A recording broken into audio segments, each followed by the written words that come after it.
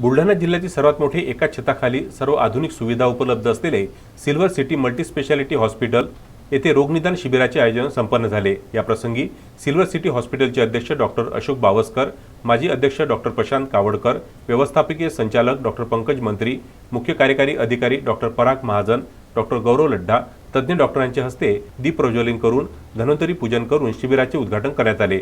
यावेळी डॉक्टर अशोक भास्कर यांनी मागील 7 वर्षाचा आढावा देऊन आजपर्यंत घेतलेले सामाजिक उपक्रम, उत्तमोत्तम उघड उपचार करण्यासाठी सिल्वर सिटी हॉस्पिटलमधील तज्ञ डॉक्टर्स व प्रशिक्षित स्टाफ यांच्या कार्याची माहिती दिली। यावेळी संचालक doctor Gaurav Goyka, doctor Anand Rathi, doctor Ganesh Mahale, doctor Girish Pawar, doctor Anup Shankarwar, doctor Sanjeev Narkhede, doctor Guruprasad Thete, doctor Aniket Mendhe, doctor Samruddhi Mendhe प्रामुख्याने उपस्थित होते।